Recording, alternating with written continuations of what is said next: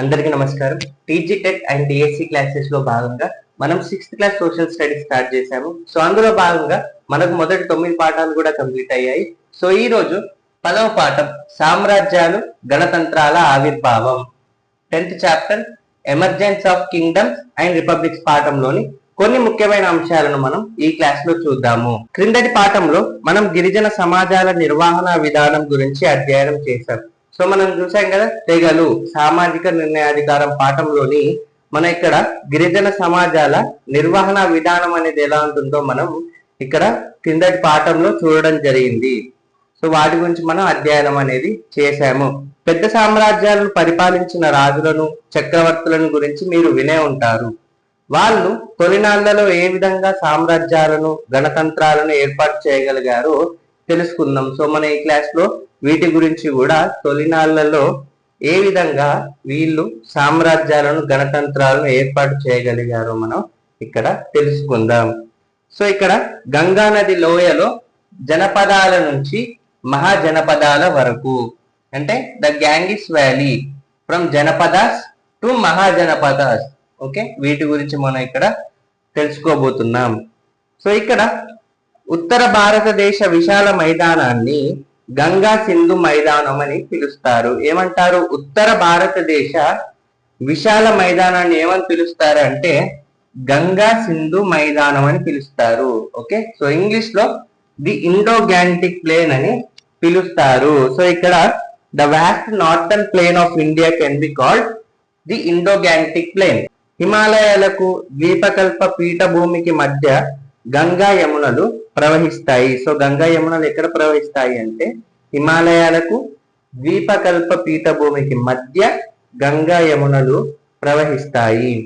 గంగాలోయ మైదానం అధిక వర్షపాతం, హిమాలయాల నుంచి ప్రవహించే అతిపెద్ద నదులు తెచ్చే ఒండ్రుతో సారవంతంగా ఉంటుంది. సో అంటే గంగాలోయ మైదానం ఉంది కదా, సో అది సారవంతంగా ఉంటుంది ఎందుకంటే అధిక వర్షపాతం. ఓకే, అలాగే హిమాలయాల నుంచి ప్రవహించే అతిపెద్ద నదులు తెచ్చే ఒండ్రుతో సారవంతంగా ఉంటుంది. ఆ నదులలో నీళ్లు సంవత్సరం పొడవునా ప్రవహిస్తాయి. సంవత్సరం పొడవునా, త్రూఅవుట్ ద ఇయర్. ఓకే, ఆ నదుల నీళ్లు సంవత్సరం పొడవునా కూడా ప్రవహిస్తాయి. మొదట్లో వివిధ తెగలు ఈ మైదానంలోని అనుకూల ప్రాంతాలలో వ్యవసాయం చేస్తూ స్థిరపడ్డారు. సో మొదట్లో ఏమైందంటే వివిధ తెగలు, ఓకే, మొదట్లో వివిధ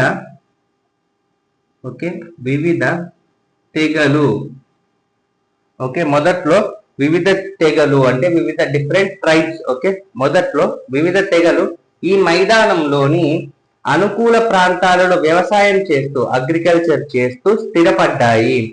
వీరిని సంస్కృతంలో జన అని ఏమంటారు? వీరిని సంస్కృతంలో జన.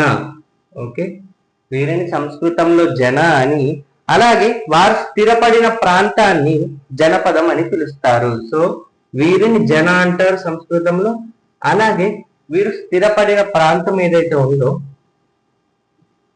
దానిని జనపదం అని పిలుస్తారు. ప్రజలు 4000 సంవత్సరాల క్రితం ఈ నదుల వెంట స్థిరపడడం మొదలు పెట్టారు. సో ఎన్ని వేల సంవత్సరాల క్రితం అంటే ఇక్కడ 4000 సంవత్సరాల క్రితం. ఎన్ని వేల సంవత్సరాల క్రితం? 4000 సంవత్సరాల క్రితం ఈ నదుల వెంట స్థిరపడడం మొదలు పెట్టారు. రాతి, రాగి, కంచు మరియు ఇనుప పనిముట్లతో క్రమంగా అడవులను నరికి భూములను దున్ని వరి, ఇతర పంటల సాగు చేసేవారు. సో ఏం చేసేవారు? మనం చూసాం కదా, వీళ్ళు 4000 ప్రజలు 4000 సంవత్సరాల క్రితం ఈ నదుల వెంట స్థిరపడడం మొదలు పెట్టారు. రాతి, రాగి, కంచు మరియు ఇనుప పనిముట్లతో క్రమంగా ఏం చేశారంటే అడవులను నరికి భూములను దున్ని, ఓకే, వరి, ఇతర పంటలు ఏవైతే ఉంటాయో వాటిని సాగు చేసేవారు. ఈ విధంగా ఈ ప్రాంతంలో పెద్ద పెద్ద గ్రామాలు, పట్టణాలు ఏర్పడి వివిధ తెగల ప్రజలు నివసించసాగారు. ఇటువంటి పెద్ద గ్రామాలను లేదా పట్టణాలను మహాజనపదాలు లేదా పెద్ద జనపదాలు అని పిలిచేవారు. అంటే ఇక్కడ మహాజనపదాస్ ఆర్ ఇక్కడ బిగ్ జనపదాస్ అని పిలిచేవారు. మహా జనపదాలు, ఓకే, మహాజనపదాలు. ఓకే, లేదా పెద్ద జనపదాలు. మహాజనపదాల గురించి ఏ విధంగా తెలుసుకోగలం? మరి ఇప్పుడు మనం మహాజనపదాల గురించి అన్నాం కదా, సో మరి మహాజనపదాల గురించి ఏ విధంగా మనం తెలుసుకోగలం? ఓకే, ఏ విధంగా, సో ఏ విధంగా మనం వీటి గురించి తెలుసుకోగలం? ఇక్కడి గ్రామాలు పట్టణాల గురించి 2 రకాల ఆధారాల ద్వారా తెలుసుకోవచ్చు. ఎన్ని రకాల ఆధారాలు? 2 రకాల ఆధారాల ద్వారా. ఓకే, అంటే మనం అనుకున్నాం కదా మహాజనపదాలు, సో వీటి గురించి మనం ఏ విధంగా తెలుసుకోవచ్చు అంటే 2 రకాల ఆధారాల ద్వారా వీటి గురించి మనం తెలుసుకోవచ్చు. అవి ఏంటి అంటే, ఒకటి ఇక్కడ జరిగిన పురావస్తు తవ్వకాల ద్వారా, అంటే ఆర్కియోలాజికల్ ఎక్స్కావేషన్స్ ఉంటాయి కదా. ఓకే, పురావస్తు తవ్వకాల ద్వారా మనం అనుకున్నాం కదా 2 రకాల ఆధారాలని. సో దాంట్లో మొదటిది పురావస్తు. ఓకే, పురావస్తు తవ్వకాల ద్వారా. మరొకటి ఆ కాలంలో రాసిన పుస్తకాల ద్వారా, బుక్స్. ఓకే, ఆ కాలంలో రాసిన పుస్తకాల ద్వారా. సో అంటే మనం మహాజనపదాల గురించి ఏ విధంగా తెలుసుకోగలమంటే 2 రకాల ఆధారాలు. ఒకటి పురావస్తు తవ్వకాల ద్వారా, అలాగే రెండవది పుస్తకాల ద్వారా, అంటే ఆ కాలంలో రాసినటువంటి పుస్తకాల ద్వారా మనం తెలుసుకోవచ్చు. గంగాలోయలో వందలాది ప్రాంతాలలో పురాతత్వ శాస్త్రవేత్తలు తవ్వకాలు జరిపారు. తద్వారా లభించిన ఆధారాల ద్వారా ఆనాటి ప్రజల జీవన విధానాన్ని తెలుసుకోవడానికి ప్రయత్నించారు. ఇక్కడ మనకు టెక్స్ట్ బుక్ లో కూడా ఇక్కడ 16 మహాజనపదాల గురించి ఇవ్వడం జరిగింది. సో ఇక్కడ మన ఇక్కడ టెక్స్ట్ బుక్ నుంచి కూడా మనం చూస్తే ఇక్కడ 16 మహాజనపదాలు. Okay, 2500 years ago. సో ఇక్కడ ఇచ్చారు కదా మనకి. ఇక్కడ మనం చూస్తే మొత్తం ఎన్ని మహాజనపదాలు అంటే 16. ఓకే, అంగ, మగధ, కాశీ, వత్స, వజ్జి. ఇక్కడ మలయాని ఇచ్చారు, బట్ మల్లా అని కూడా అంటారు, మల్లా అని అంటారు.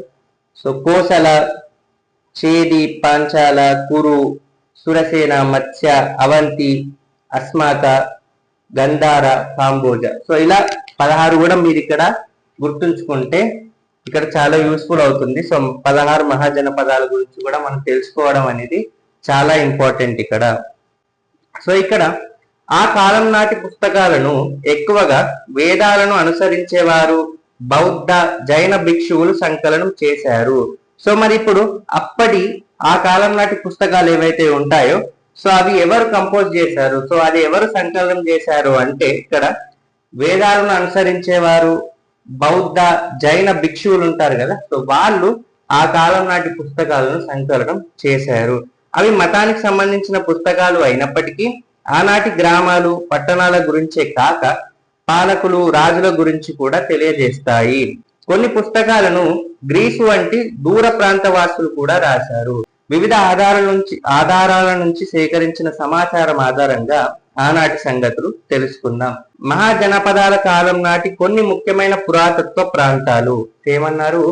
మహాజనపద కాలం నాటి, సో అప్పటి ఆ కాలం నాటి కొన్ని ముఖ్యమైన పురాతత్వ ప్రాంతాలు అంటే ఇక్కడ some important archaeological sites of the time of Mahajanapada. ఇక్కడ ఏంటి అంటే మహాజనపదాల కాలం నాటి కొన్ని ముఖ్యమైన పురాతత్వ ప్రాంతాలు ఏంటి అంటే ఢిల్లీ, అత్రంజికేర, కౌశంబి అంటే అలహాబాద్ కి దగ్గరలో, అలా ఇక్కడ పాట్నా, అయోధ్య, రాజ్గిర్ మొదలైనవి. సో ఇవన్నీ కూడా కొన్ని ముఖ్యమైన పురాతత్వ ప్రాంతాలు మహాజనపదాల కాలం నాటివి.